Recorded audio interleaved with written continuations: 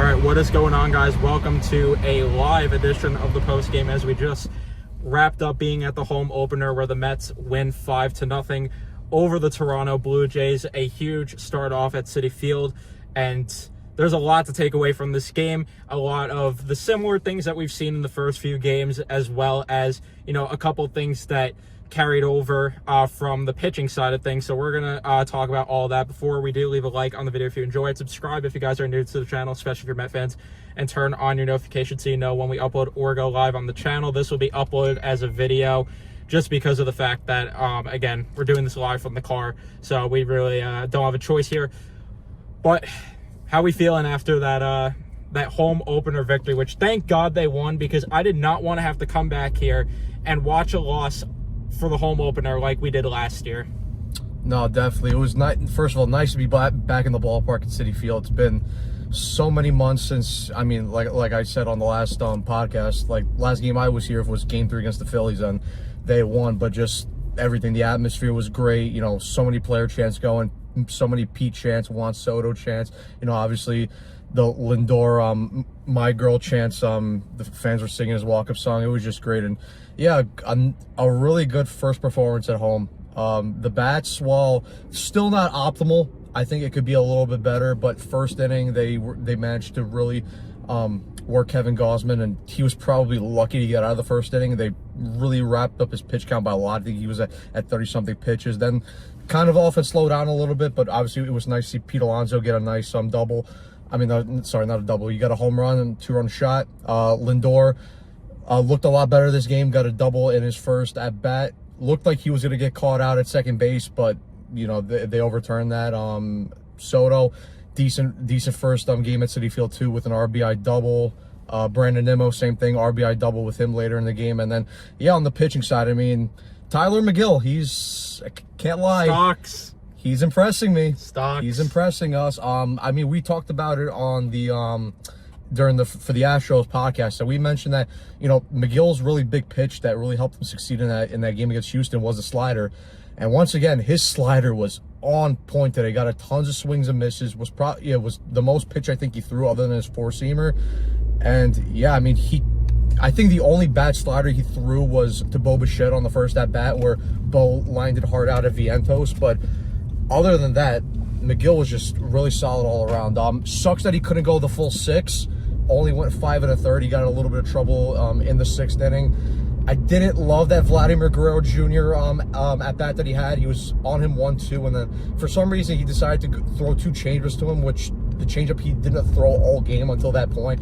Ended up walking him. Reed Garrett came in, got him out of the inning. He pitched another inning. Then AJ Minter came in, had a solid inning, and then Max Kranick with 2 solid innings to close out the game. So yeah, great to win that game, and now hopefully they could win tomorrow. Griffin Canning on the mound, and they take the series.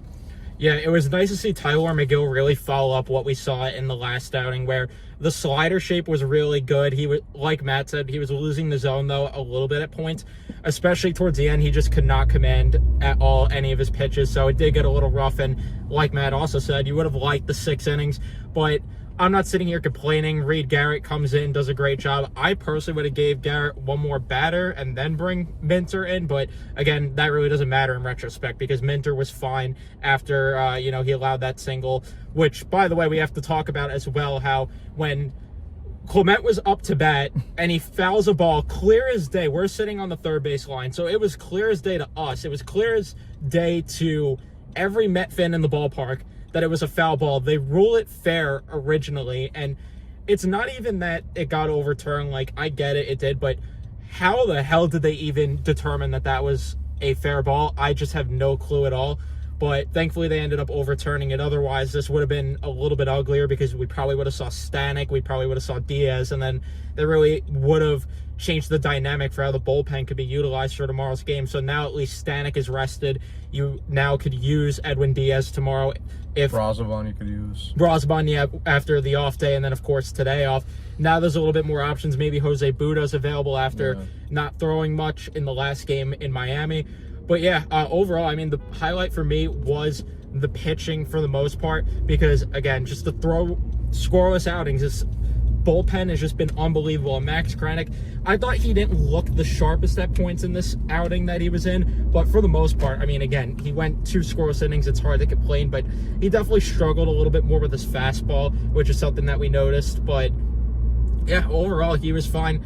And the offense kind of did what they've done all season long, kind of doing what they did last year, where they had like 2 good innings and that was it, because not much else. We got to backtrack to how this thing started originally, where you have Lindor gets that double, which the umpires were terrible today. Juan Soto ends up going down and out there, and then you have Pete Alonso, who hits that home run, somehow gets it on the end of the bat there at the far outside part of the plate, which, Matt, you've been noticing it and saying it all the time, every single episode now.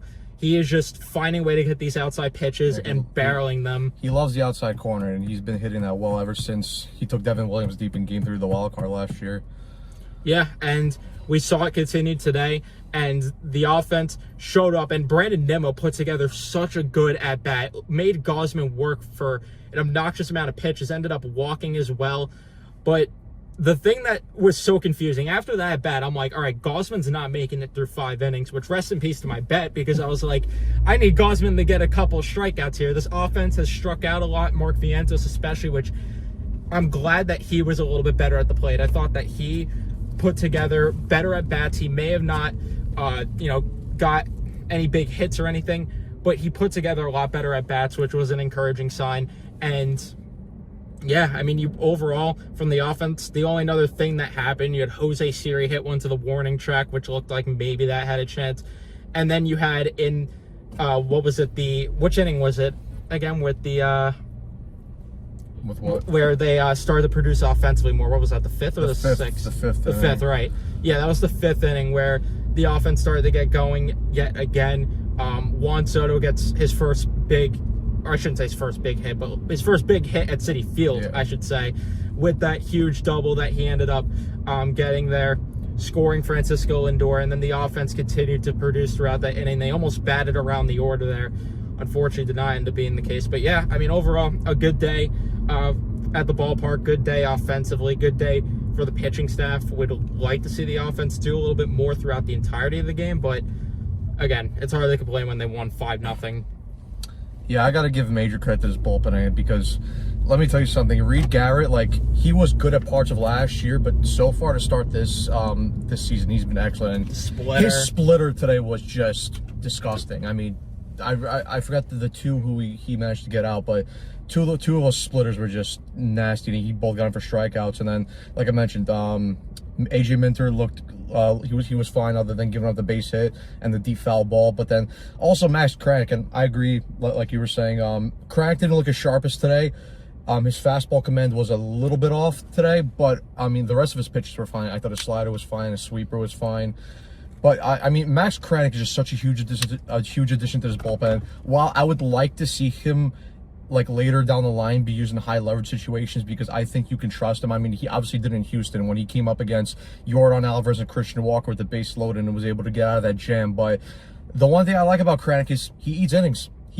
And this is something that this Mets bullpen has missed for a while. Just a guy who goes out there and eats innings. And again, you save a bunch of arms now for later down the line in these last 2 games, and then for the Marlins home series later down the line. And then, yeah, offensively, I mean, I love that at-bat that Nimmo had against Gausman.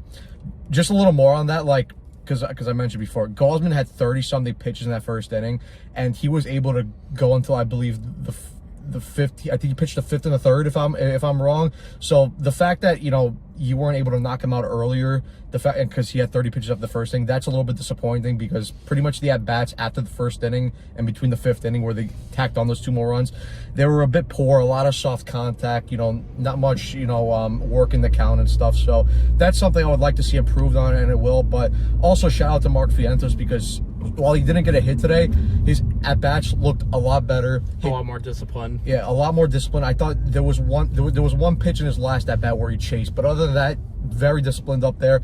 Like I said, didn't get a hit, but hit 2 very deep balls. Was better in the field. Yeah, and that's what I was going to bring up too. He was much better he got tested a lot this game at third base, and he made every play. So credit to Vientos, and hopefully, because like we were saying on the last podcast, if Vientos is a good player. He's going through a slump right now, and hopefully with the fact that he made hard contact today, the at-bats were a lot more disciplined. He made more at-bats. He made more plays in the field today. Hopefully now that transitions into confidence, and we start to see the Mark Vientos that we saw from last season. Yeah, and I think that, we talk about it, he'll get there. I would like to see him back in the 5-hole personally. I think that would maybe at least help. I know we've talked a lot about him hitting second, but at least put him back in the 5-hole. I think that would be the right move there at the very least. But yeah, overall, just a really well-played game. And I think actually then it was a 6th inning because Gausman got Lindor, and then after Lindor, they go to the lefty, and Juan Soto, it does not matter who he faces, and it is so beautiful to watch him play baseball. And then he had that catch too in right field where you thought maybe it had a chance of sneaking out, and it's not like he had to jump the wall to make the catch, but it was still a very solid catch with how far in he was playing on that ball originally, and having to trace that back and then make the play. Jose Siri almost had a highlight reel grab in center field, which the fans next to us didn't like, and were like, I thought this guy was good in center field. That was a hard play to make. Yeah, that was not an easy play to make, but if he made that play, that would have been a highlight reel grab there. The thing that I liked the most, though, because, again, it was really the fact that they did it, even though from the betting standpoint it would have been helpful, they didn't strike out at all. Yeah. They didn't strike out really at all in this game until the bullpen came in, and even then they were still putting together way better at-bats. They were making more contact, getting some deep fly balls, some of it shallow in the outfield, but there were a few that got back to the warning track that you thought maybe had a chance to get out, didn't, and then George Springer just, again, double XP when he plays the Mets, I feel like.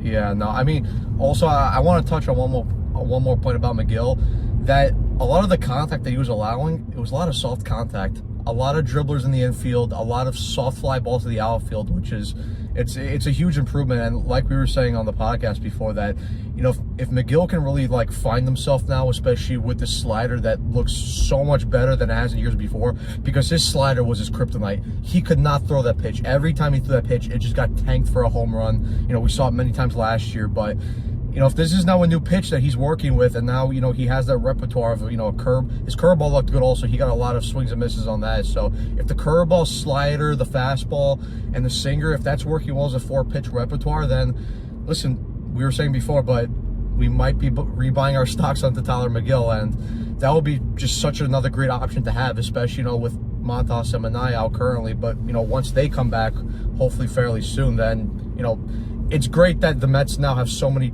really good options in the pitching category, where years before, one starter goes down, and then, we're looking for scraps, and we're looking for Rafael Montero to come out, and Robert Gazelman and guys like that. So it's a great problem to have. Wilmer Font, all that garbage that we used to have to deal with. Walker Lockett getting a few starts here and there. Yeah, it's just so refreshing to see, like you said, and we both said it. If Tyler McGill was able to get through that order just one more time, or at least get the top of the order out, give us 6 innings, we would have been fully bought in. I'd like to see him next time be able to really, get the top of the order out one more time. Just getting through the order the 3rd time is really important for Tyler McGill's progression, which, again, even then, it's not like he was terrible in that 6th inning that he pitched there. It just, again, unfortunately, lost his command a little bit, and he only walked one batter, and that was Vladdy. Yeah, and he gave up 2 hits. That's it, and then a couple strikeouts. So he looked fine. Yeah, he was on point today. And the thing that is interesting, just because he brought up the bullpen before, and it brought an interesting thought.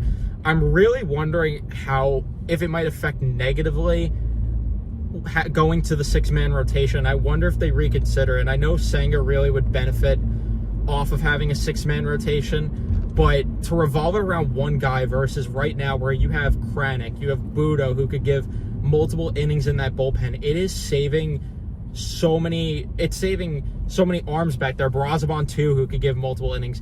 It is helping this bullpen so much to where right now I don't know if I want to see a 6-man rotation because of the fact that you have just so many options right now. Yeah, and to be honest though, I was glad that they were able to scrape together that inning in the 6th inning where they got the 3 runs.